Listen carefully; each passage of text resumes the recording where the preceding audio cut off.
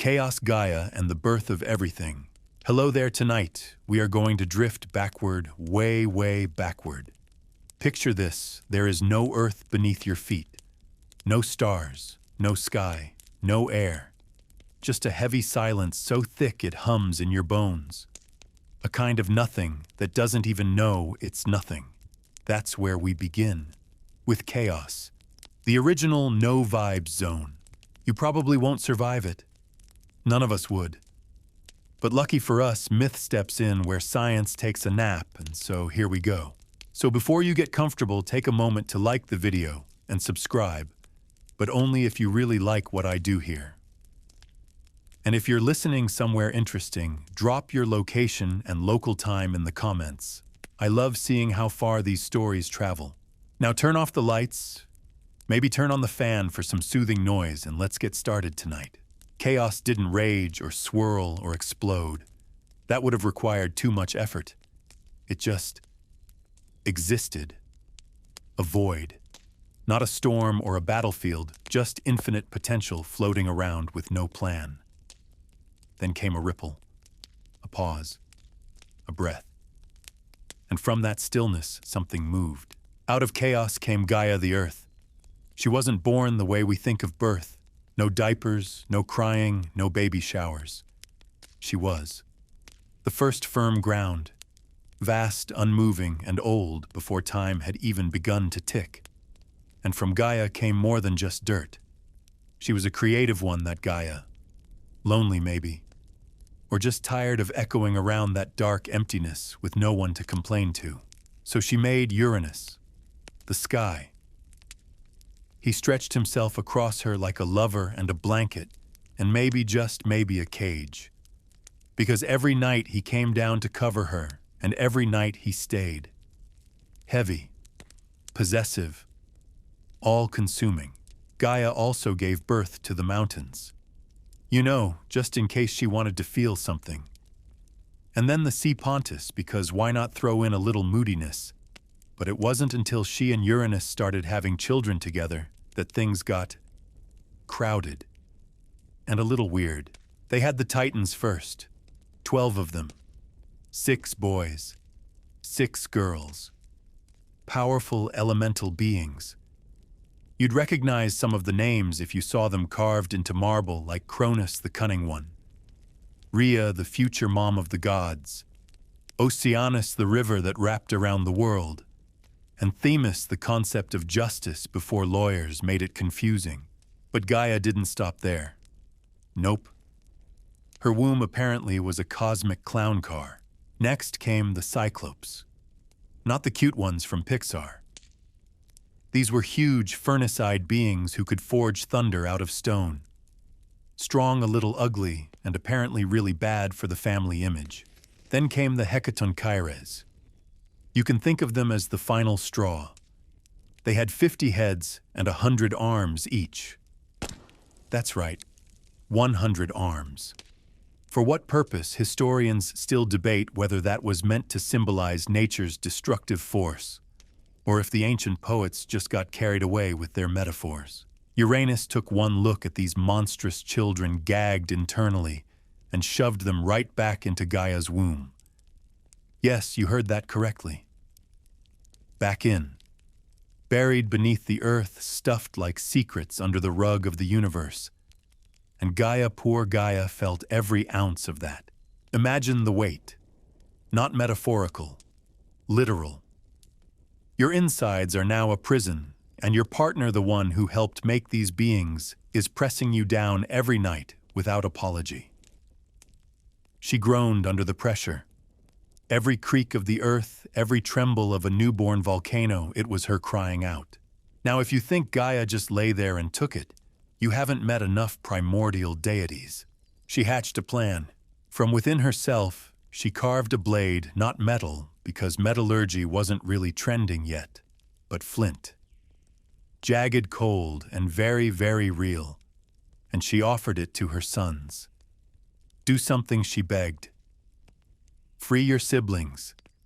Free me. One by one, they looked away.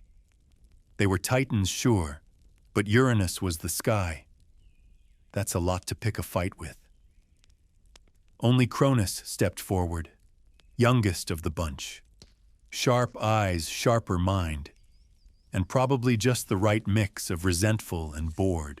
"I'll do it," he said, like a mythological teen volunteering to take out the trash, but with cosmic consequences. That night, Uranus descended as always, laying across Gaia like he owned her. And from the shadows, Cronus struck. The sickle flashed. Uranus screamed, and the sky bled. Cronus didn't just wound him, he unmade him, cut him from his power, severed heaven from earth. And in that moment, the world changed. Time began. Or at the very least, time got its own deity. Cronus, after all, would come to embody time itself. But the drama didn't stop there. From Uranus's blood that fell to the earth, more beings were born. Because apparently Greek mythology doesn't believe in letting any drop go to waste. The Erinyes, the Furies, sprang forth cloaked in vengeance. Their job haunt those who betray their own family. Cronus probably should have read the fine print. The giants rose too huge and unpredictable, like puberty and monster form. And the Meliae ash tree nymphs, because ancient myths love a good nature spirit. And then came something lovely. When the severed parts of Uranus hit the sea, the foam churned white, and out of it stepped Aphrodite, fully grown, radiant. The goddess of love born from an act of cosmic mutilation. Her smile would undo kings. Her beauty would cause wars. But that comes later. For now, Gaia was free. She had overthrown her oppressor and handed the reins to her son. Cronus became king of the cosmos. The Titans ruled. The sky no longer pressed on the earth. The monsters were still buried, but for a little while it felt like balance. But remember what Uranus whispered as he disappeared into the clouds. "Just as I was overthrown by my son, so too shall you be overthrown by yours." Ominous, parental, unsubtle, and devastatingly accurate. Cronus laughed it off. At first, he had won after all. The prophecy was just words, right? But Gaia heard it, and Gaia remembered. She knew that time repeats itself, and so do suns. Authoritative historical fact. The idea of Gaia and Uranus as primordial deities representing earth and sky stems from Hesiod's Theogony, one of the earliest known works of Greek mythology dated around 700 BCE. Odd or off-topic fact. The Greeks believed flint could slice through anything, even the sky. It wasn't just a rock. It was the scalpel of creation. Open academic debate. Historians still debate whether Uranus was ever actively worshipped or simply functioned as a narrative stand-in for the concept of a domineering sky god. Titans, monsters, and a sky that wouldn't let go. So the sky was bleeding, the earth was groaning, and Cronus had just pulled off the biggest cosmic betrayal since time itself began. He held his jagged sickle like a badge of honor, still slick with the remnants of his father's power. And somewhere in the depths of Gaia's bones, the 100 armed ones, those suns shoved down like an afterthought, shifted slightly in their chains. Not free yet, but maybe someday. Cronus wasn't exactly what you'd call a benevolent ruler. He was clever, calculated, and constantly watching his back. That's what happens when you build your throne from the ruins of a prophecy. You don't sit on it. You perch like someone expecting to be pushed at any second. Still, he got things done. Under Cronus and his fellow Titans, the cosmos settled into something that almost resembled peace. Mortals hadn't entered the chat yet, which meant the world was a little less messy, but also much quieter. Cronus took his sister Rhea as queen because Greek mythology loves a family reunion disguised as a wedding, and together they ruled the Golden Age. And oh, what an age it was. The crops grew without plows. The rivers sang. There were no wars, no winters, no taxes, no spreadsheets. just sunshine, ripe figs, and an unnerving sense that it was all too good to last. Because it was. Cronus, for all his charm and earthy authority, had one fatal flaw: paranoia. His father's final curse echoed in his ears every time the wind changed, that he too would be overthrown by one of his children. And since Cronus didn't want to repeat Uranus's mistake imprisoning his kids inside their mother, he decided to try something more portable. He ate them. Yes, you heard that right. The moment Rhea gave birth, Cronus would scoop up the newborn like a dad reaching for the remote, open his jaws, and gulp. No lullabies, no onesies, no baby photos. Just straight into the cosmic stomach where time forgets. Hestia gone. Demeter gone. Hera, Hades, Poseidon, gulp, gulp, gulp. 5 children. 5 lives swallowed not out of malice but strategy. And Rhea, poor Rhea, stood by helplessly, with her arms empty and her heart bruising in real time. Don't worry, Cronus would say, probably wiping his mouth with a napkin made of clouds. It's better this way. But even paranoia has its limits. Because when Rhea felt her 6th child stir in her womb, something cracked. Maybe it was the silence. Maybe it was the way the wind kept skipping her name. Maybe she was just done. This time she didn't hand the baby over. She ran to the island of Crete where the caves go deep and the trees whisper secrets only mothers understand. There beneath the stone hidden among mountain nymphs and a goat named Amalthea, she gave birth to Zeus. The boy was loud, strong.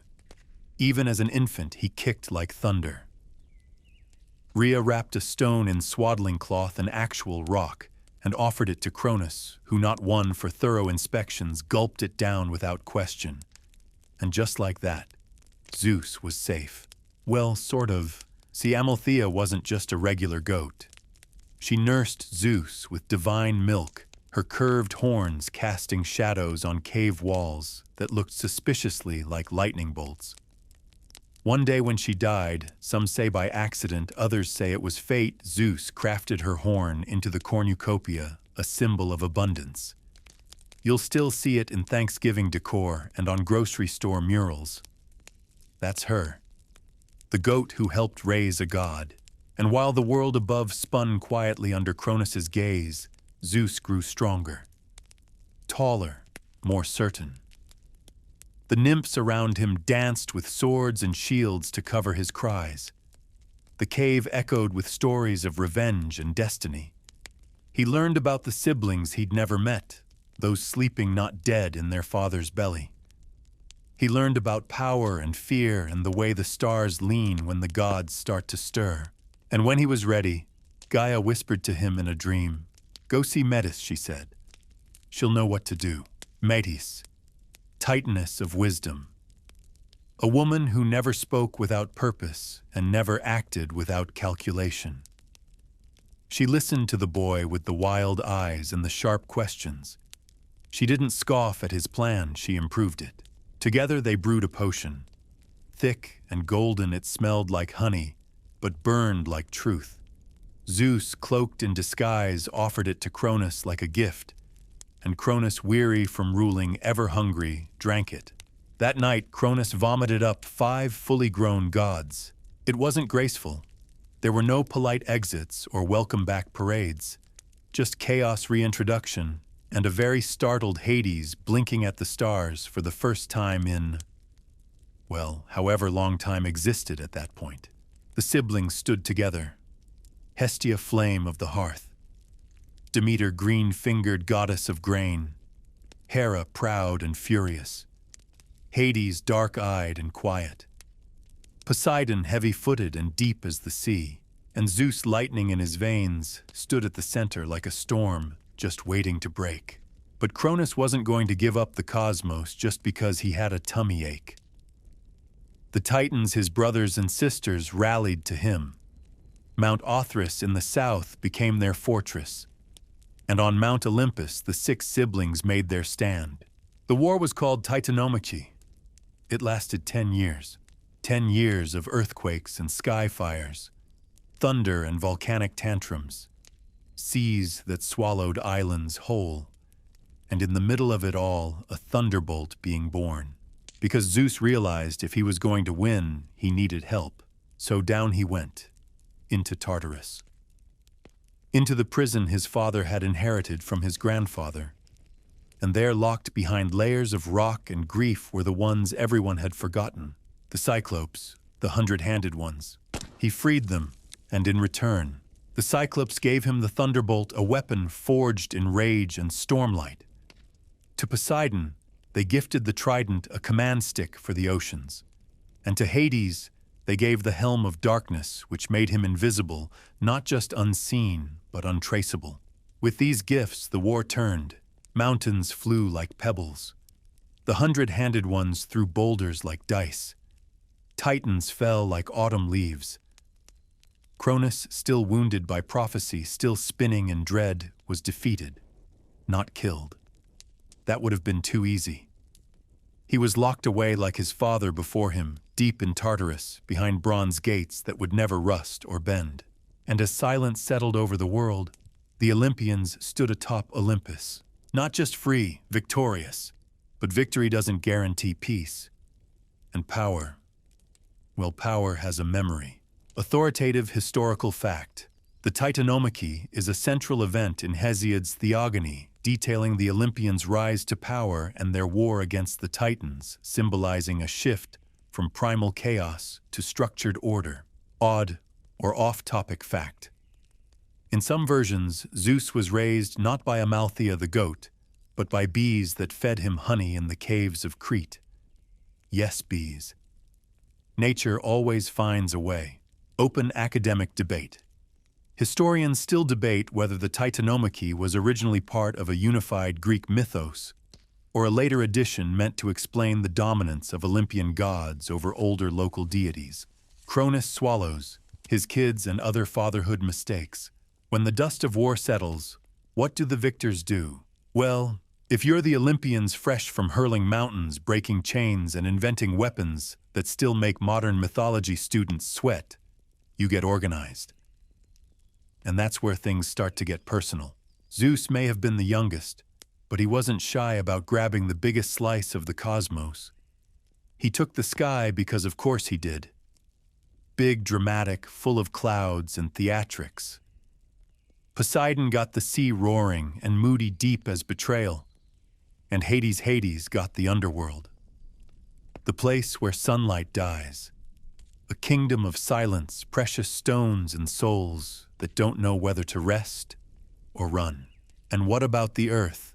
Well, that stayed neutral. A kind of shared custody between gods and mortals, like the kid in a messy divine divorce that nobody wanted to fight over in court. But let's back up a moment. Because before the war, before the weapons and caves and lightning bolts, there was something else, fear. Not just Cronus's fear. Rhea's too. The kind of fear that makes you hide a newborn in a mountain cave and hope the stars don't notice. You remember that part already? Cronus swallowed his children whole. Not to hurt them, not really. Just to keep things tidy, secure, prophecy-proof. See, he didn't start as a villain. In fact, during the Titan rule, Cronus was something of a golden king. Under his reign, mortals lived in peace. No sickness, no toil. The earth gave fruit without labor. No wars, no taxes, no dentist appointments. People lived like gods and died like leaves, gently, without fear. They say this was the golden age, a time before law and punishment, when trust didn't need guards. But it's hard to enjoy paradise when your spine shivers every time a baby cries. And Cronus, he never forgot his father's curse, that one of his own sons would rise up and overthrow him. That prophecy haunted him like a shadow that never changed shape. So when Rhea handed him Hestia, the firstborn, he smiled, said thank you, and swallowed her, whole, no chewing, no hesitation. Demeter came next, then Hera, then Hades, then Poseidon. Each time Rhea tried to reason with him. Each time Cronus said, "It's for the best." He believed it. That's the tragedy. He wasn't cruel for cruelty's sake. He was trying to control fate, trying to outrun a truth he didn't know how to face. And then came Zeus. Rhea didn't scream, didn't argue. She just disappeared. To Crete, to a cave, to a plan. And we know what happened next. The swaddled rock, the goat, the secret sun. But what most people forget is that Rhea didn't do it alone. Gaia helped her. The same Gaia who once screamed beneath Uranus's weight, who crafted the flint sickle that Cronus used to carve a new order. Gaia saw the cycle repeating and whispered through the mountains. So when Zeus grew strong, when the prophecy pulsed in his blood, like thunder waiting for a storm, it wasn't just power that guided him, it was history. He returned in disguise. Some say as a cupbearer. Others say as a servant in Cronus's court. Either way, he slipped the potion into the wine. Cronus drank, and one by one the gods came back up. Not as babies, not as victims, as gods. And it's a strange thing, really, that the very act Cronus used to control the future became the mechanism of his undoing. If he'd locked them away somewhere, maybe it would have been different. But swallowing something, that keeps it close, inside you, alive. It means that one day if you slip, it can all come back up. And it did. That brings us to the next chapter of fatherhood mistakes. Because Zeus, he took one look at the heavens spread wide like a blank page and thought, mine. But remember what we said about prophecy, it has a long memory. Cronus's downfall didn't erase the pattern. It just passed the torch. Now it was Zeus who heard the whisper. One day, your child will overthrow you. And what did he do? You guessed it. He panicked. But Zeus was cleverer than his father. Instead of eating babies, he decided to prevent them. Well, not all babies. He had a few. Okay, he had a lot. But there was one woman he wouldn't take chances with, Metis, the Titaness of wisdom, the one who helped him overthrow Cronus. She was pregnant, with a child destined to be smarter and more powerful than its father. That wasn't going to fly. So Zeus, instead of facing the consequences like a grown god did what any irresponsible immortal might do, he swallowed her. Whole. Again with the swallowing. Honestly, you'd think they'd learn. This time something strange happened. Zeus started getting headaches. Not little ones. Thunderous, splitting migraines that made him stagger and scream. Hephaestus, the smith god, cracked open his skull with a hammer. And out sprang Athena, fully grown in armor with a spear and a battle cry that echoed off the mountains. That's how the goddess of wisdom was born. From her father's skull. Because Greek mythology doesn't do subtle. Athena didn't overthrow Zeus, by the way. But the fear lingered. That maybe the next child would. Or the one after that. Power in the world of gods is a slippery thing. And even thrones made of cloud and gold creak after a while. Still Zeus ruled, and he ruled well enough. He built his court on Olympus, filled it with his brothers and sisters, with children, lovers, nymphs, heroes, the whole divine dysfunctional family. Hera sat beside him, his sister and wife, radiant and terrifying, her crown forged from loyalty and resentment. Poseidon ruled the sea. Hades kept to his shadows. Hestia tended the hearths of mortals. Demeter walked the fields. And the world for a moment exhaled. But the memory of Cronus never faded. Somewhere in the depths of Tartarus behind bronze gates, the Titan of time sat silent and patient. Waiting. Maybe not for revenge. Maybe just to see how long his son could hold it all together. Because swallowing your fears doesn't kill them. It just gives them more time to grow. Authoritative historical fact. Hesiod's Theogony recounts Cronus's swallowing of his children, and Zeus's eventual rescue of them, a foundational myth that illustrates cyclical power struggles in divine succession myths. Odd or off-topic fact. In some ancient depictions, Cronus is shown with a sickle that resembles a harvest tool, later repurposed in our modern image of the Grim Reaper. Time and death really do share a stylist. Open academic debate scholars continue to debate whether Cronus's swallowing of his children reflects agricultural symbolism, planting seeds, or deeper cultural fears around legacy and power.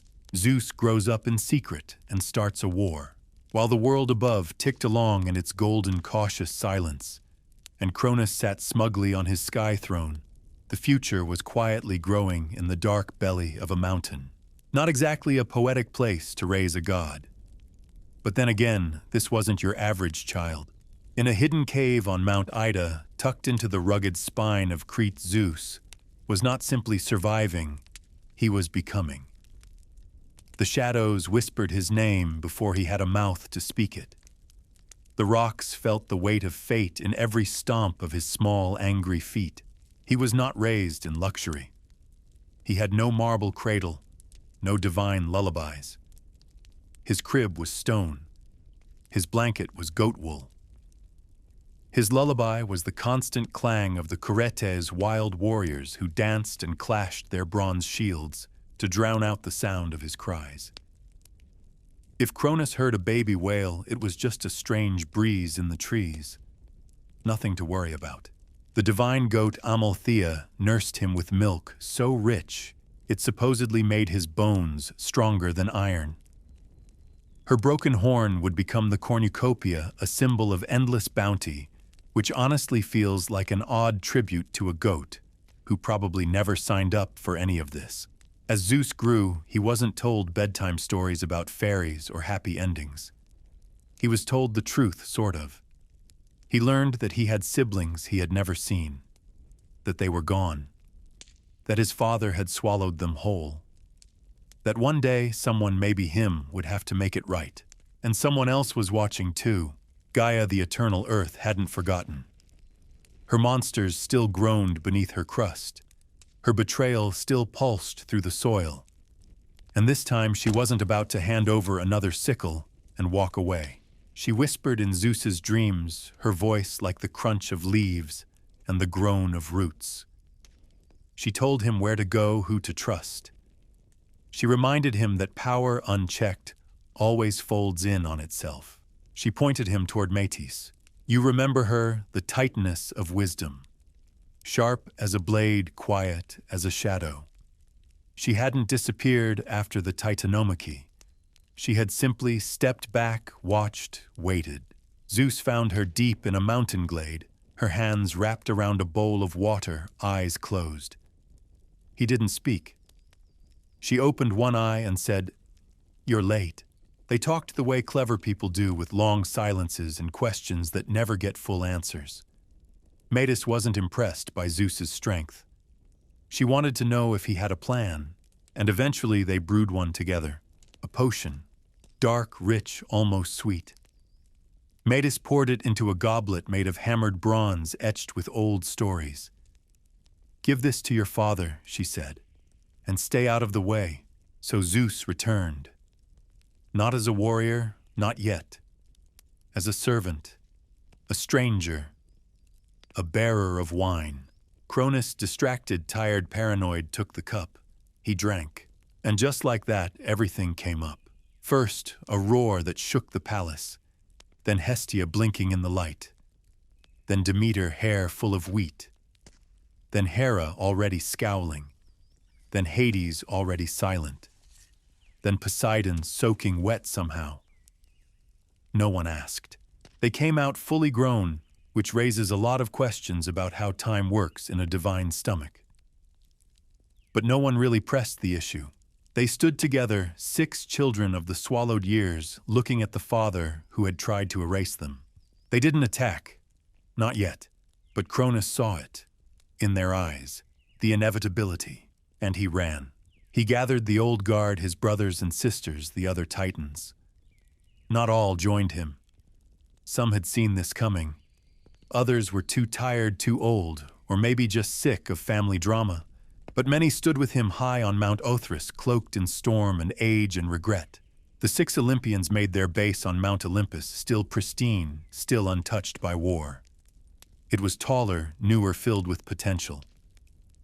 But it was also untested. The wind up there didn't know how to carry war cries yet. And then it began.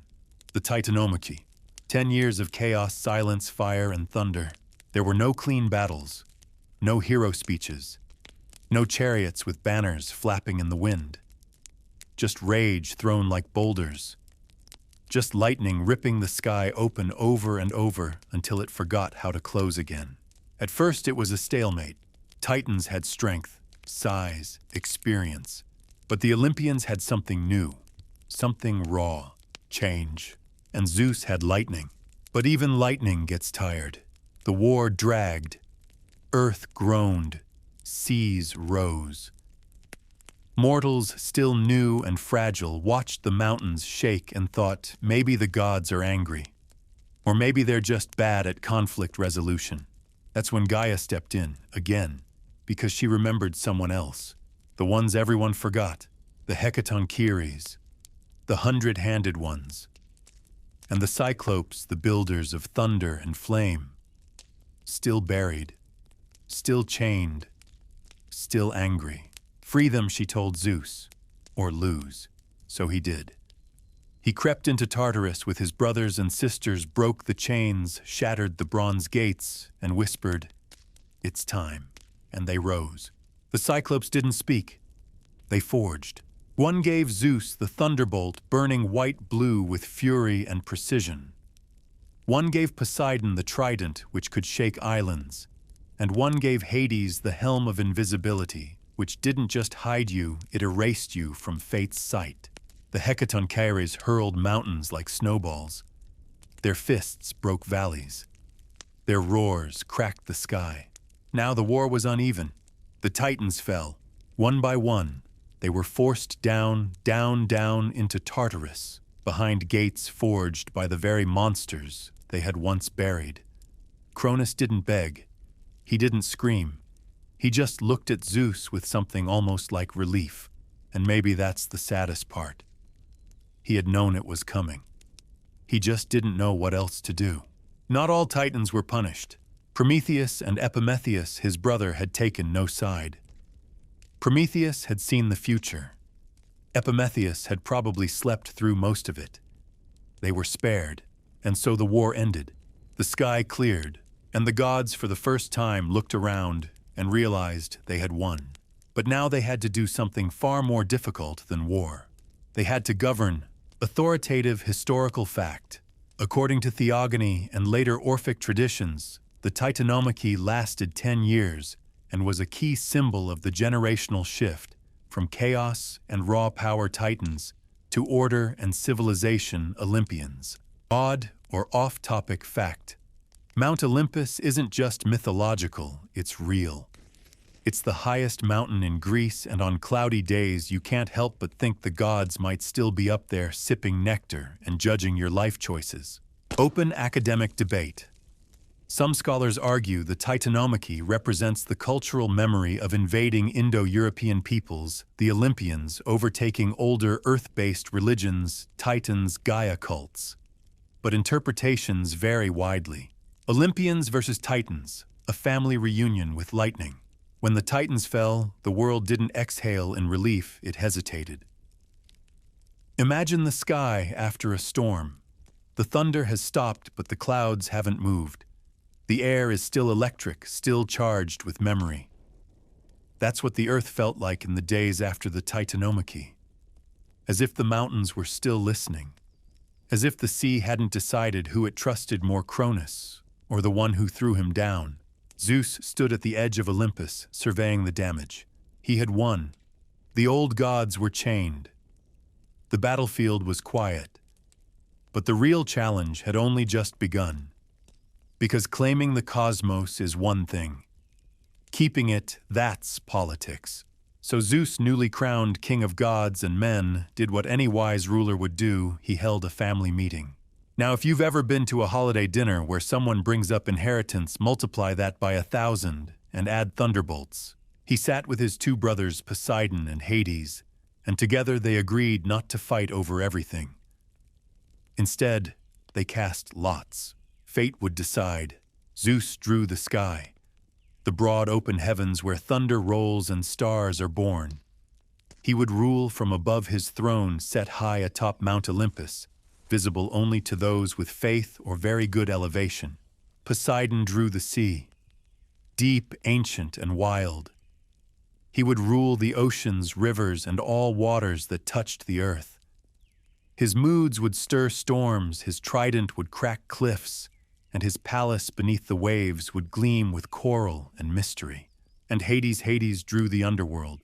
No applause, no fanfare, just a heavy silence and a kingdom where no one claps when you enter the room. But he accepted it, because Hades was never after glory. He ruled with a quiet, terrifying fairness. Not cruel, not kind, just inevitable. And as for the earth itself, that stayed neutral ground, shared, walked by gods and mortals alike, a common space where drama could unfold uninterrupted. That was the first act of divine governance.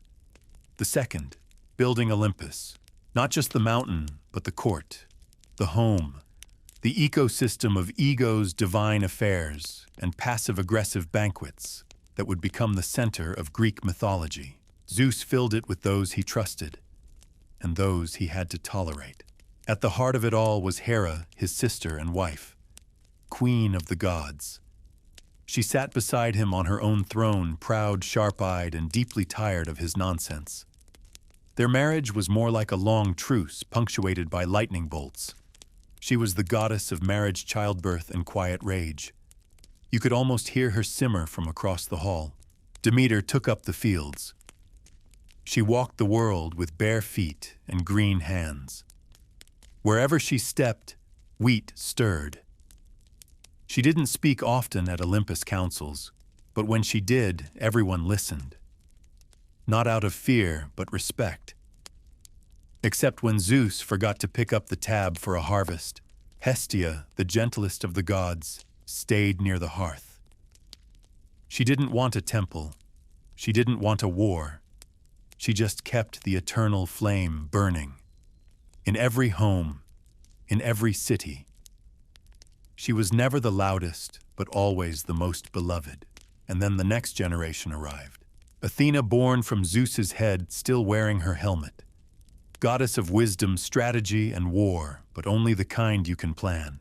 Apollo, golden and aloof, god of music, prophecy, plague, and really unrelatable levels of self-confidence.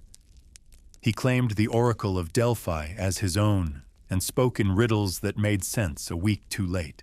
Artemis, his twin sister, goddess of the moon, the hunt, and not being touched. She wandered the forests with her bow and her nymphs, preferring the company of deer to dinner parties. Ares, the god of war, real war. Ugly, stupid, blood-soaked war. Zeus didn't even like him. Hera pretended to, but he was useful. Every kingdom needs a hammer, even if it talks back. Hephaestus, the smith god, came limping into court with soot on his hands and fire in his heart. Some said Hera bore him alone out of spite. Others said Zeus threw him from Olympus for being too ugly. Either way, he built the thrones, the palaces, the divine weapons. And despite his scars, he never stopped creating. Aphrodite, born from sea foam, arrived last.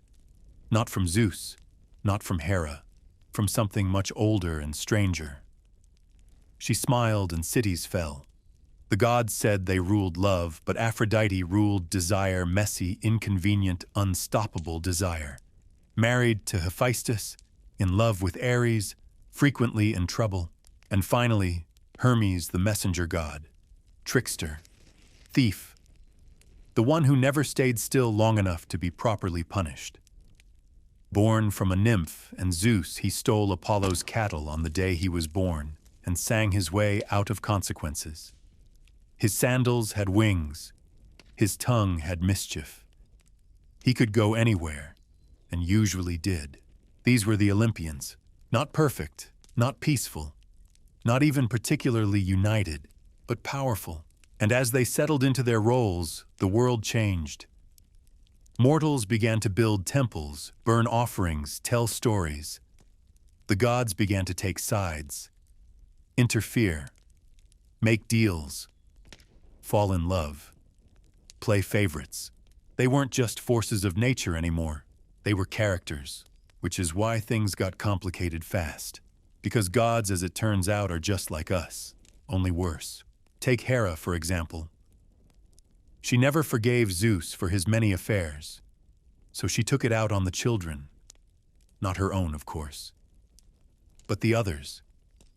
Like Heracles, like Dionysus, like anyone whose existence reminded her of betrayal, or Poseidon, who ruled the oceans, but also had a temper like boiling water. He once sent a flood to punish mortals for building too much, or too little. Honestly, no one was ever quite sure what his mood was about. Apollo. He'd bless you with music and light one day, and then send a plague the next, because you looked at him weird. He cursed Cassandra with prophecy, but made sure no one would believe her. That's not a gift. That's emotional sabotage. Aphrodite. She once made a girl fall in love with a boar. No reason, just vibes. Even Athena, the rational one, had her moments. She turned a girl into a spider for being too good at weaving. She was fair, but not always kind. And Zeus, well, let's just say he never met a mortal woman he didn't want to turn into a swan for. The gods built their Olympus, yes, but they never stayed there. They came down. They meddled.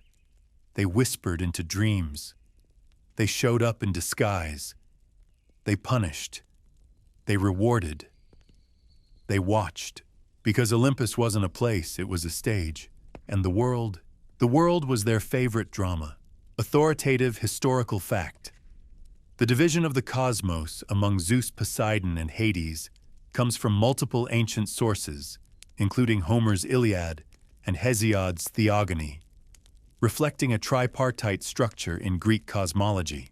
Odd or off-topic fact. Hermes was also considered the patron of travelers, thieves, merchants, and liars, basically every profession that requires a charming smile and very fast feet. Open academic debate scholars still debate whether the Olympian pantheon as we know it was ever worshipped as a full 12-deity council, or if it was more of a literary construction that varied regionally across Greece.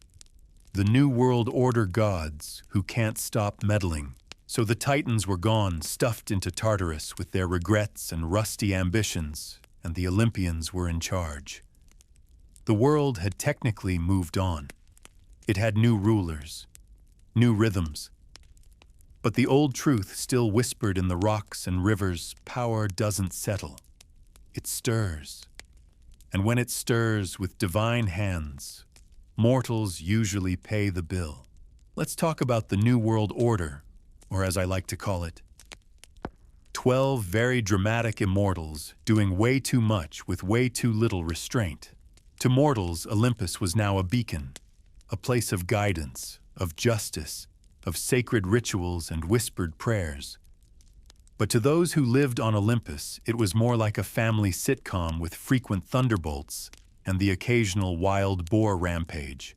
Let's start with Zeus, the self-proclaimed CEO of Mount Olympus. Technically, he was king of the gods, lord of the sky, and wielder of the thunderbolt. But in practice, he spent a lot of time transforming into animals and seducing mortals. Swans, bulls, showers of gold. Yes, that's not a metaphor. He once turned into literal gold dust to visit a woman in a locked bronze chamber. That's not romance. That's burglary. And while Zeus was out gallivanting across the countryside and fathering half of Greece's future heroes, Hera sat back at Olympus, seething in a robe that probably cost more than a village. Hera didn't take betrayal lightly. She couldn't punish Zeus. He was annoyingly stronger than her in most versions, but she could absolutely ruin the women he loved and the children they bore. Take Semele, a mortal woman who had the audacity to be loved by Zeus. Hera, ever subtle, disguised herself as an old nursemaid and whispered to Semele, if he really is a god, ask him to show you his true form. Semele did, and when Zeus revealed his divine self, she disintegrated, burned to ash in the presence of eternity. She was pregnant at the time. Zeus plucked the unborn child from her smoldering remains and sewed it into his thigh. Months later, Dionysus was born again. Twice born, they called him, the god of wine, madness, and theater. A walking contradiction, both divine and untamed, joyous and terrifying. And that's just one child. There was Heracles, son of Zeus, and the mortal elcome. His story was marked by impossible strength and impossible suffering. Hera, in a move that truly solidified her branding, sent serpents to kill him in his cradle. He strangled them both with his baby fists, adorable rite. Later she would curse him with madness, leading him to kill his own wife and children. His redemption would be written in 12 terrible labors, but will come back to him. Because there are others. Perseus, born from Danae, who was imprisoned by her father in a bronze tower because of, you guessed it, another prophecy. Zeus visited her as golden rain again, not a metaphor. Perseus would one day slay Medusa, save a princess, and accidentally fulfill the very prophecy that started the whole mess. Classic Greek storytelling, beautiful and exhausting. Then there's Helen, whose face would launch 1,000 ships, daughter of Zeus and Leda. How did he seduce her? This time he turned into a swan, a swan. Historians still debate whether this was meant to be symbolic, or if the ancient Greeks just had a really weird relationship with birds. And yet, despite all the chaos they caused, the gods did maintain order. Sort of. Take Athena, the brains of Olympus. Born from Zeus's head, fully armed and already done putting up with everyone's nonsense. She valued strategy over brute force. You prayed to her if you wanted to win with grace, not gore. Cities loved her, especially Athens, which literally named itself after her after she gifted them the olive tree. She didn't meddle the way Zeus did, but she did have standards. Then there was Apollo, her half-brother, the golden boy, with a mean streak. God of light, truth, music, healing, and occasional vengeance. If he liked you, he gave you poetry. If you offended him, plague. Or a musical duel, you would definitely lose. Just ask Marsyas the satyr who challenged him to a flute-off. He lost. Apollo flayed him alive and nailed his skin to a tree. Yeah, not very PG, but we're being gentle. Trust me. Apollo also had a gift for romance that bordered on cursed. Every person he loved ended up either dead, turned into a tree, or transformed into a constellation. Hyacinthus accidentally killed during a discus game. Daphne turned into a laurel tree to escape his love. Coronis cheated on him while pregnant. He struck her down with arrows, then regretted it, and saved their son Asclepius, who went on to become the god of medicine. Side note, the rod of Asclepius, a staff with a serpent wrapped around it, is still used today as a symbol of healing. One small win. And what about Artemis, Apollo's twin? She never married, never flirted. She walked alone in the woods, sharp-eyed and untouchable. Goddess of the moon, the hunt, and wild things. She was protective of women and animals, but if you crossed her even accidentally, it got dark fast. Actaeon Hunter once saw her bathing, just stumbled upon the scene. She turned him into a stag, and his own dogs tore him apart. Lesson: don't spy on goddesses. And then there's Aphrodite. Born from sea foam, she radiated desire. She could make gods fight. Mortals pine. Kings crumble. Her laugh was soft, her smile slow, but her power was terrifying. Married to Hephaestus, the forge god, gruff, brilliant, and limping. But she loved Ares, the god of war. Yes, love and war, together, in a literal divine affair. Hephaestus once caught them in a golden net in bed, invited the other gods to witness it. Their laughter echoed through Olympus for days, but the shame didn't stick. Nothing ever did in Olympus. The drama just rolled on eternal. Meanwhile, Hermes ran errands. Messenger of the gods, patron of thieves' commerce, and really creative lying. He delivered souls to the underworld, carried news, stole cattle, and once invented the lyre by stringing tortoise shell and cow guts together. He was fast, clever, and absolutely unbothered. He walked freely between realms, between chaos and order, between the gods and the mortals, and as for Hades ruling beneath them all, he stayed quiet. His underworld wasn't fiery or cruel. It was cold, still, full of shadows and echoes. He judged the dead fairly. He didn't meddle unless he had to, but once, just once, he fell in love with Persephone, daughter of Demeter. He took her down to his kingdom, and the world above went cold. The earth withered. Demeter stopped the seasons. Crops failed. Eventually, a deal was struck. Persephone would spend part of the year with Hades and the rest with her mother. And that, according to the myth, is why we have seasons. Her return brings spring. Her departure brings winter. A rare myth of balance, of grief turned to ritual.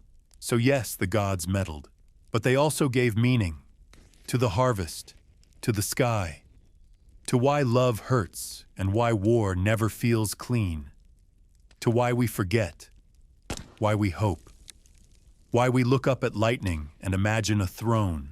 The Olympians ruled not just with thunderbolts and vanity, but with story. And we, small and short-lived, told those stories again and again. Around fires, in temples, on broken columns, in whispered prayers. Because if the gods wouldn't leave us alone, we might as well give them the best lines. Authoritative historical fact. Many Olympian myths, including the tale of Persephone's abduction, and the seasons are referenced in the Homeric hymns, a collection of ancient poems dedicated to various gods. Odd or off-topic fact. Ancient Greeks didn't just pray to the Olympians, they cursed people with their help. Curse tablets called katadesmoi were often inscribed and buried to invoke divine intervention against rivals. Open academic debate. Some scholars argue that the gods' moral ambiguity reflects the Greeks' realistic view of power, where divinity didn't imply moral superiority, just influence. Heroes, monsters, and Medusa's really bad hair day. Now that the gods had settled into their polished thrones, built their temples, and started receiving offerings in the form of roasted goat and vague promises, they got bored. And when gods get bored, mortals get quests. Because divine attention is a mixed blessing. You might get a prophecy. You might get a magical sword. Or you might get eaten by a multi-headed dog that wasn't even hungry. Greek mythology doesn't play favorites, but it does play. And this is where heroes come in. You've heard of them. The demigods, the chosen, the doomed. These weren't your average mortals. They were born strange, born shiny, born with a prophecy hanging over their crib like a mobile made of swords. Let's begin with Perseus. Because nothing says Greek mythology like a boy locked in a box with his mom and thrown into the sea. It starts as many Greek stories do, with a king and a prophecy. Acrisius, the king of Argos, is told by an oracle that his daughter's child will kill him. Most people might just get therapy. Acrisius, he locks his daughter Danae in a bronze chamber underground and swears she'll never see a man again. Cue Zeus. He doesn't show up as a handsome stranger or a disguised husband this time. No. He turns into a golden rain and flows through the ceiling. Romantic, disturbing both. From that luminous drizzle, Perseus is conceived.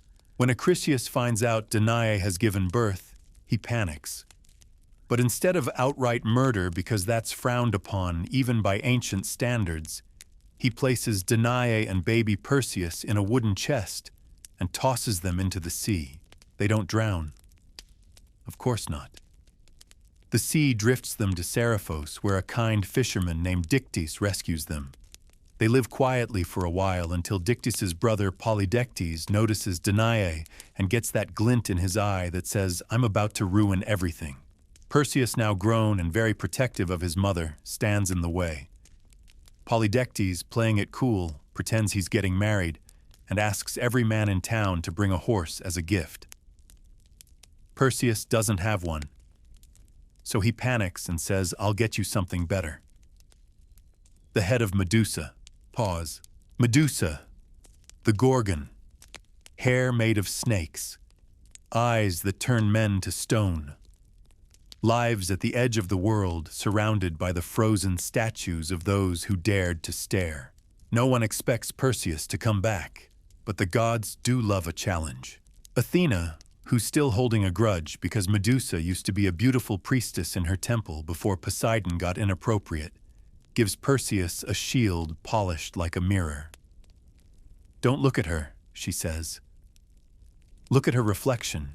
Hermes drops by with a sickle-shaped sword and winged sandals because walking is for mortals. Then Perseus visits the Graeae, three ancient sisters who share one eye between them. He steals their eye mid-conversation and refuses to give it back until they tell him where to find the Hesperides nymphs who guard magical items. From the Hesperides, he gets a magic sack to carry Medusa's head and Hades' helm of darkness, which makes the wearer invisible.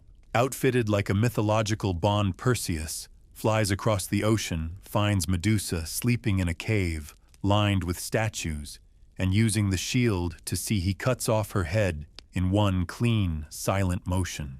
From her blood, two beings are born, Pegasus, the winged horse, and Chrysaor, a golden warrior. Perseus shoves the head into the sack and gets out before Medusa's immortal sisters can wake up and turn him into art. On the way back, he stumbles across Andromeda, a princess chained to a rock as sacrifice to a sea monster. Perseus, still high on adrenaline and apparently down for side quests, slays the monster and rescues her. They fall in love, or at least into a convenient marriage. Back on Seriphos, he finds Polydectes bothering Danae. So Perseus pulls out the Gorgon's head and turns the entire court to stone. One flash of snake bangs and it's over. Eventually, he returns to Argos. Acrisius, still afraid of the prophecy, flees. But during some festival games, Perseus throws a discus and it accidentally kills a man in the crowd. Acrisius, the prophecy fulfilled. Not out of hate, not out of war. Just one throw. One twist of fate, classic. And then there's Heracles. If Perseus was cunning, Heracles was brute force in sandals. Born to Alcmene, a mortal queen, and Zeus, who disguised himself as her husband, Heracles had trouble written all over him. Hera, furious as always, sent 2 serpents to his cradle. Baby Heracles grabbed them by the neck and turned them into rattles. He grew strong, very strong. But Hera wasn't done. One day, she sent madness into his mind. In that frenzy, Heracles killed his wife and children. When he awoke, the horror was unbearable.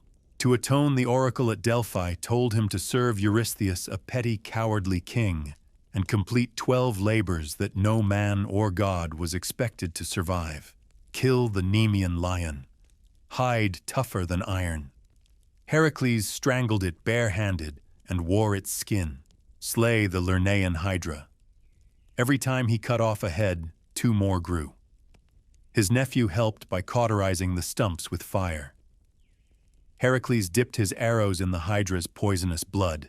Capture the Ceranaean hind, a golden deer sacred to Artemis. He chased it for a year before gently catching it. Capture the Erymanthian boar. He dragged it through snow to Mycenae, still snorting. Clean the Augean stables. Thousands of cattle, no cleaning in decades. Heracles rerouted a river through them. Efficiency and flair. Drive away the Stymphalian birds. Carnivorous, metallic, and impossible. He used Athena's rattle and shot them from the sky. Capture the Cretan bull. Big, angry, flaming nostrils. He wrestled it into submission. Steal the mares of Diomedes. Flesh-eating horses. He fed Diomedes to them. Practical. Retrieve the belt of Hippolyta, queen of the Amazons. Negotiations went well until Hera sowed confusion and a fight broke out. Heracles killed her and took the belt. Steal the cattle of Geryon, a three-bodied giant.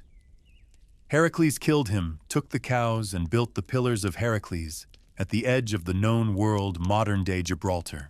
But Eurystheus said 2 of the labors didn't count help from a nephew or rivers. So Heracles had to do 2 more. Steal the golden apples of the Hesperides, guarded by a dragon.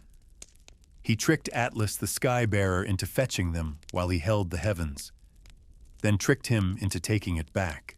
Capture Cerberus, the 3-headed hound of the underworld. No weapons, just strength. He wrestled the dog and dragged him to the surface. After all that, he was forgiven, but Hera still hated him.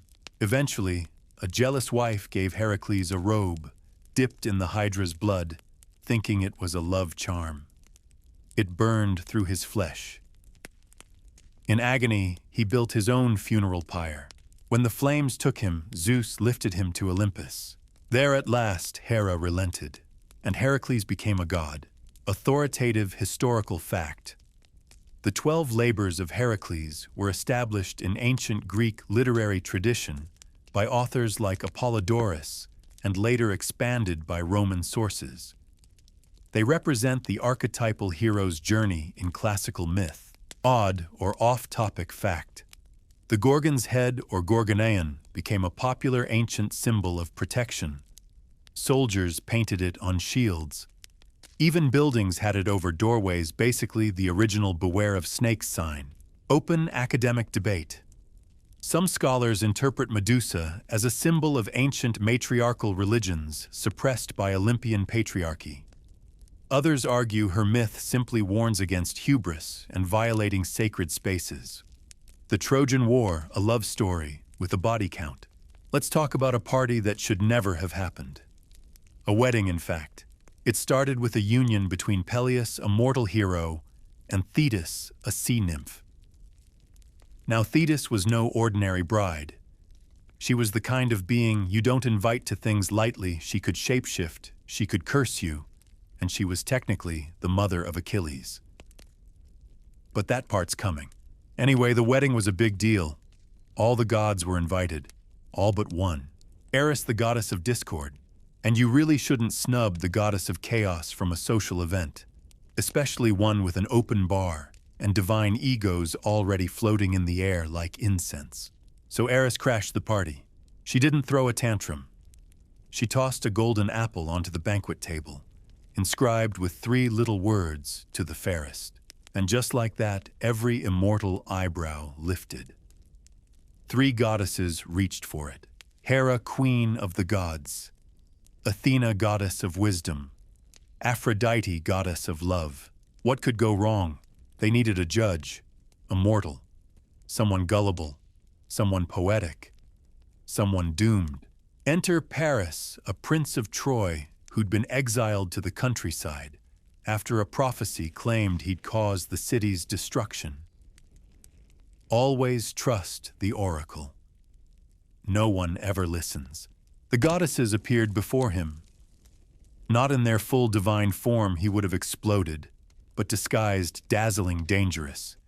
Each offered a bribe. Hera promised power to make him king over all men. Athena offered wisdom and invincibility in war. Aphrodite, she offered love. Not just any love, the love of Helen, the most beautiful woman in the world. Paris didn't hesitate. He gave the apple to Aphrodite, and with that one act of flattery, he signed the death warrant of an entire civilization, because Helen was already married to Menelaus, king of Sparta, brother of Agamemnon, high king of Mycenae, And the Greeks, they didn't take betrayal lightly, especially not betrayal served with wine and a smirk. When Paris visited Sparta, he was treated as a guest. He was offered food, shelter, respect. Xenia, the sacred code of hospitality. And when he left, he took Helen with him. Whether she went willingly or was enchanted, drugged or coerced, historians and poets still argue. But one thing was certain: she was gone, and Menelaus, he was livid. He invoked a pact, one made years before. Back when Helen was choosing a husband from a sea of powerful suitors, Odysseus suggested, they all swear an oath whoever she chose the others would defend that marriage against any threat. It sounded noble at the time, practical. Now it meant war. So they gathered Agamemnon with his 1,000 ships, Odysseus clever and reluctant, Nestor old and wise, Ajax the Great a wall of muscle and mood swings, Ajax the lesser smaller but faster, Diomedes the quiet killer, Idomeneus the dependable Cretan, and Achilles the wild card. Ah yes, Achilles, son of Thetis and Peleus. Raised by the centaur, Chiron dipped in the river Styx to make him invulnerable, except for the heel she held him by. Spoiler alert that becomes relevant later. Achilles didn't want to go. His mother knew he'd die if he did, so she hid him. Disguised him as a girl among the daughters of Lycomedes, dressing him in silk and braids.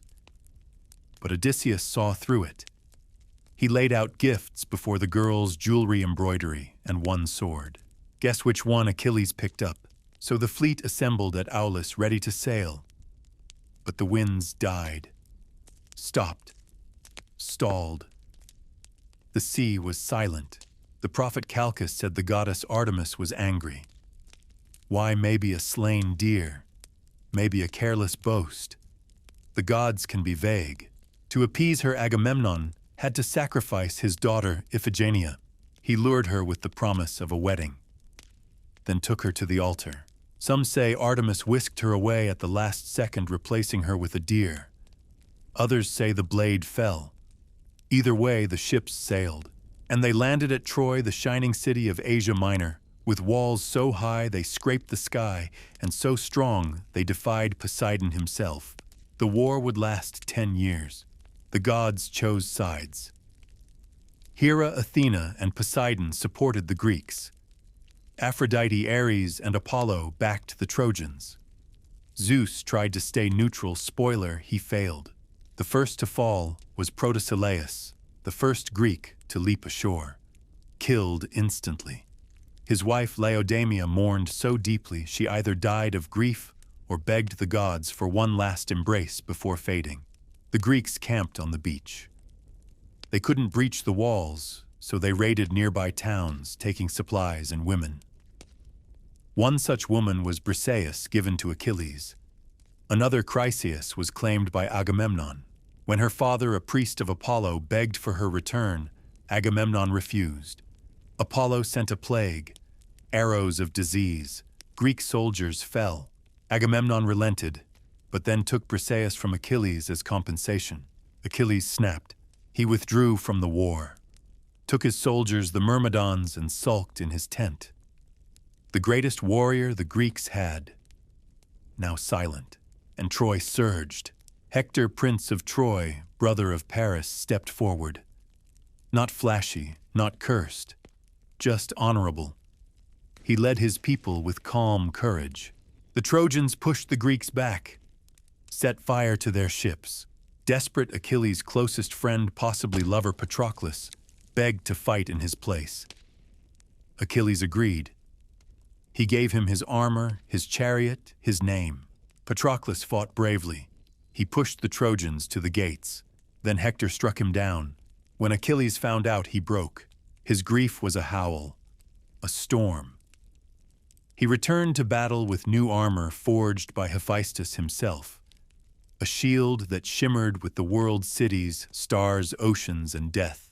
He killed Hector, not just killed, defiled, dragged his body behind his chariot around the walls of Troy. But then came something unexpected. Priam, Hector's father, king of Troy, came alone to the Greek camp. Unarmed, old, trembling, he knelt before Achilles. He kissed the hands that had killed his son, and Achilles, still broken, wept. He returned Hector's body, gave Priam time to bury him. For a moment the war paused, but it wouldn't last. Achilles would die struck in the heel by an arrow, some say fired by Paris, others say guided by Apollo. Ajax, who fought to claim Achilles' armor, would go mad when he lost it to Odysseus. He fell on his own sword. Neoptolemus, Achilles' son, would come to finish the job. But Troy still stood. Not for long. Authoritative historical fact. The events of the Trojan War, while mythological, are believed by many historians to be based on a real conflict around the 12th century BCE, likely at the archaeological site of Hisarlik in modern-day Turkey. Odd or off-topic fact. The Greeks believed the horses of Achilles could speak. After Patroclus' death, one of them mourns aloud, swearing to never return to the battlefield. Open academic debate scholars still argue whether Helen went to Troy willingly or was taken. Ancient sources offer both versions, and modern interpretations reflect that ambiguity. The Long Way Home. Odysseus and the Curse of Winning. Troy was burning. Its walls, once tall enough to scrape the sky, strong enough to repel armies and storms alike, now cracked and crumbled in the blaze. Smoke curled into the heavens, as if even the gods were choking on what they had done. The streets ran red. Temples shattered. Mothers screamed. Kings died in shadows, not thrones, and all because one man wanted his wife back. But this isn't a story about Helen. This is about what came after. Because if the Trojan War taught us anything, it's that victory comes with a receipt. And for the Greeks, that bill was long and the interest kept compounding. Let's begin with Odysseus. He was clever, witty, too smart for his own good. You remember he came up with the idea of the wooden horse, the silent hulking trap that rolled through Troy's gates like a gift. The same horse from which Greek warriors spilled into sleeping streets and ended a decade-long war in one savage night. The gods weren't pleased, especially Poseidon, whose temples were desecrated in the frenzy, and who, by the way, didn't appreciate Odysseus forgetting to thank him afterward. That kind of thing really sticks with a sea god. So when Odysseus set sail for Ithaca, his little rocky kingdom where his faithful wife Penelope and son Telemachus waited, Poseidon made sure the ocean had other plans. Thus began the Odyssey, 10 more years of wandering, of weeping, of monsters and magic and men forgetting their own names. Let's take the scenic route. First stop, the Cicones, allies of Troy. Odysseus's men plundered the city, partied too long, and got ambushed. A bad omen. Next, the Lotus Eaters, seemingly gentle folk offering flowers that erased all memory and made you want to stay forever. Odysseus had to drag his men back to the ships, tears and all. Then Polyphemus, the Cyclops. They wandered into his cave, hungry and curious. He trapped them inside, rolled a boulder over the entrance, and began eating them, literally. Odysseus didn't panic. He offered wine, got the Cyclops drunk, told him his name was Nobody. When Polyphemus passed out, Odysseus drove a burning stake into his single eye. As the Cyclops screamed, the other monsters came running. "Who's hurting you?" they asked. "Nobody," Polyphemus cried. And so they left. Clever, right? Except Odysseus couldn't resist a parting shot as they sailed away. He yelled his real name, which meant Poseidon, father of Polyphemus, now had a name to curse. Next up, Aeolus, god of the winds, gave Odysseus a bag of breezes, just a nice divine care package. They nearly made it home. Ithaca was on the horizon. But curiosity kills more than cats. Odysseus's crew, thinking the bag held gold, opened it. Storms poured out. Back to square one. Then came Laestrygonians, giant cannibals who destroyed nearly every ship. Only Odysseus's vessel escaped. They drifted next to Circe, the enchantress, who turned his men into pigs. Literally. With a wand and some sass. Odysseus, with help from Hermes, resisted her magic. He stayed with her for a year. A full year. For research purposes. Eventually, he remembered his wife. Circe told him to go to the underworld to seek advice from the prophet Tiresias. So he did. Yes, he sailed to Hades. There, in the cold shadowland of shades, he met Tiresias and his mother, and Achilles, who told him, "I'd rather be a poor farmer alive than a king among the dead."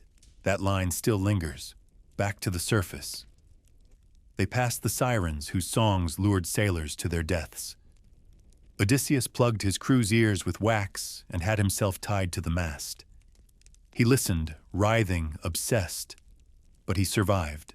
Then came Scylla and Charybdis, a six-headed sea monster on one side, a giant whirlpool on the other. He chose Scylla, lost 6 men, better than all. They landed next on the island of Thrinacia, home to the sacred cattle of Helios, the sun god. Odysseus warned his men, "Don't touch the cows." They did. Helios complained to Zeus. So when they left the island, Zeus struck their ship with lightning. Only Odysseus survived. He washed ashore on Ogygia, where the nymph Calypso lived.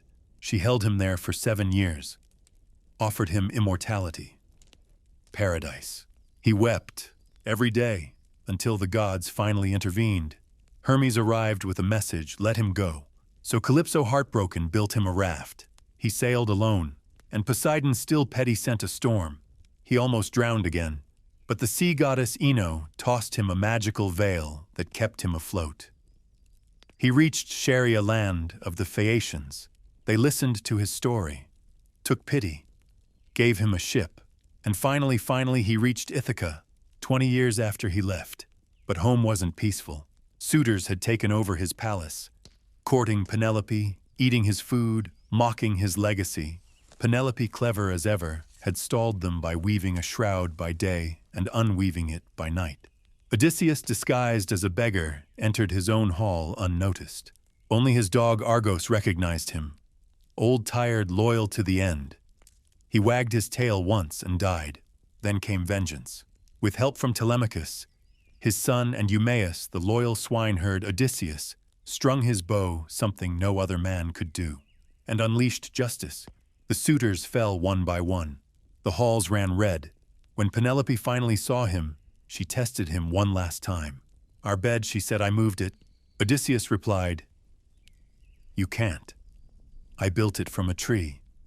The roots are still in the ground." And just like that, she knew it was him. But not all Greek heroes fared so well. Agamemnon, returning from Troy, was murdered in his own bathtub by his wife Clytemnestra and her lover. In revenge, his son Orestes killed her and was haunted by the Furies. Menelaus made it back with Helen. Their story somehow continued. Ajax the Lesser drowned at sea, punished for sacrilege. And Neoptolemus, son of Achilles, was struck down at Delphi. Victory, it turns out, isn't the same as peace. The war ended, but no one was untouched. Not the gods, not the kings, not the storytellers who tried to make sense of it all. Authoritative historical fact. Homer's Odyssey, composed around the 8th century BCE, is considered one of the foundational texts of Western literature. It blends real seafaring knowledge with myth and oral tradition. Odd or off-topic fact. Some ancient Greeks believed the underworld had a specific entrance at a cave near the ancient city of Eleusis, where the Eleusinian mysteries were performed. Open academic debate. Scholars still debate whether the Odyssey reflects a single author's work, Homer, or a compilation of oral stories shaped over generations. When the gods went quiet and the myths went on. The gods never really die, but they do go quiet. Once they walked in daylight, thundered on battlefields, whispered into dreams. But now something had changed. Not just in the skies or the sea or the shadowy halls beneath the earth, something deeper. In memory. In meaning. Because for all their power, their jealousy, their flame-lit altars and golden thrones, the gods had a problem. Mortals had started telling other stories. And once stories shift, so does everything. Let's start with Rome. The Romans didn't erase the Greek gods, they translated them. Zeus became Jupiter. Hera, Juno. Poseidon got a new name, Neptune. Even Hades got a glow-up as Pluto, a title that ironically means wealthy. Because the underworld holds everything people ever had. But they didn't just change the names. They changed the values. The gods were less about chaos and beauty, more about order and empire. Jupiter didn't seduce mortals as a swan, he judged them from the Capitoline Hill. Venus was draped in silk, no longer rising wild from sea foam. Mars wasn't just the god of war, he was a symbol of Rome's military machine. And Minerva, the Roman Athena. She sat proudly on coins, not at the head of a battlefield, but above courtrooms looking elegant and a little judgmental. Still the stories stayed. Ovid, the Roman poet, retold them in his Metamorphoses like a tapestry of change. Gods and mortals transformed into trees, rivers, stars. He didn't question them. He embroidered them, preserved them with a wink, but by then something else was stirring. Far away, quietly, from the east came whispers of a new god.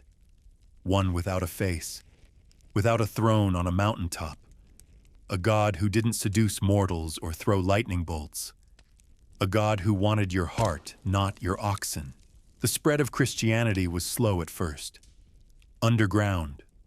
Persecuted. But it offered something the Olympians never had: a promise that suffering had meaning. That humility had value. That you could be saved, not just noticed or blessed for a season or punished for breathing wrong. Eventually, it became impossible to ignore. The Emperor Theodosius Therms outlawed pagan rites. Temples were shuttered, sacrifices banned. The Olympic Games, once sacred to Zeus, were abolished. And the gods, they didn't fight back. There was no final war, no dramatic last stand, just silence. Their statues cracked, their altars grew cold. Ivy crept up columns. Priests vanished. The marble faded under moss and sun. But even in that silence they lingered, because something magical had happened. Their stories had detached from their temples. They were no longer just worshipped. They were told. And stories don't need incense. Monks, even as they copied Christian gospels, preserved Greek texts in the margins. Homer, Sophocles, Plato, they survived tucked between hymns and sermons. The gods became metaphors, then memories, then art. And when the Renaissance bloomed like a late spring, they rose again. In Florence, Aphrodite stepped from the sea once more, painted by Botticelli, not born of foam. Zeus appeared in sculpture, his brows furrowed with marble thought. Apollo played his lyre in sunlit chapels, even as hymns to another god echoed nearby. The gods returned not as divinities, but as symbols of what it meant to be human. To rage, to fall, to reach too high and be punished for it. And so the myths endured. Romantic poets wept over Orpheus. Philosophers pondered the meaning of Prometheus's fire. Psychologists like Jung said the gods lived inside us, archetypes of fear, love, ambition. Not real in marble, but real in the mind. And today, they're everywhere. In books, in classrooms, in superhero movies, in cartoons, in pop songs, on tattoos, in Greek yogurt commercials. We still name our space missions after them. We still say Pandora's box when things go wrong. Still say someone has an Achilles heel. Still talk about narcissism like Narcissus isn't watching from a still pool somewhere too in love to notice the time. Because the gods may have left Olympus, but they never left us. Every time we tell a story where someone defies fate, where love gets messy, where a hero rises and falls and rises again, there they are.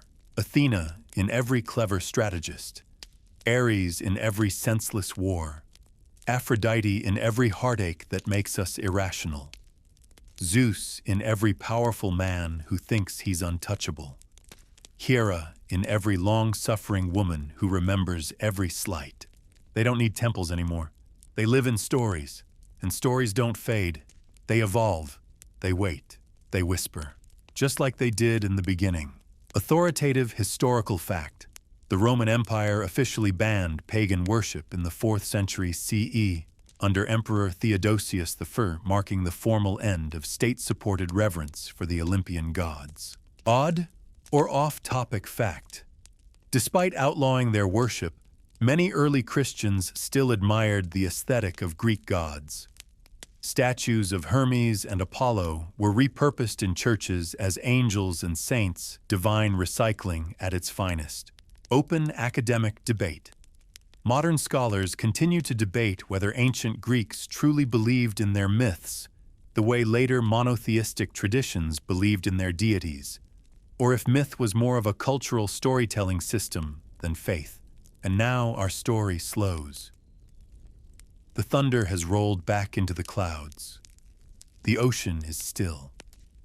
The flames of ancient temples have long since turned to ash, scattered by wind and time.